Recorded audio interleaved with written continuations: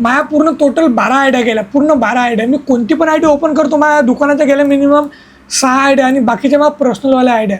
म्हणजे माझ्या जेवढं बी मोठे बाबा मेन्सवर मी किंवा माझ्या मोठे बाबाचं नाव टाकलं की डायरेक्ट ओपन केल्या डायरेक्ट सस्पेंड होऊन जाते आयडी.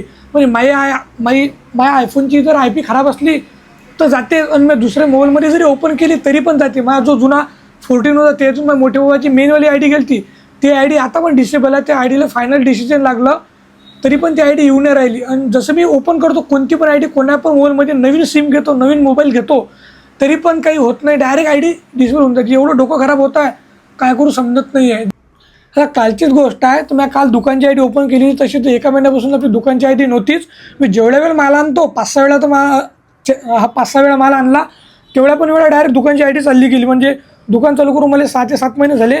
कालच आयडी ओपन केली, ती पहिली आयडी हे गेली, त्याच्यानंतर दुसरी हे गेली, तिसरी हे गेली. म्हणजे एकाच दिवशी मी 4-5-3 आयडिया ओपन केले, ते तिन्ही पण आयडिया चालल्या गेल्या. म्हणजे जेवढून माझ्या मोठे बाबा नाव टाकलं की डायरेक्ट छिनालचा इंस्टाग्राम आयडी डायरेक्ट सस्पेंड करतात.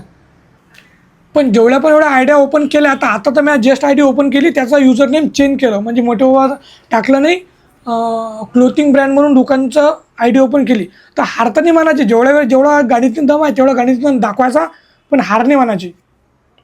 तुम्हीच लाईन पण आली, सत्य गोष्ट आहे.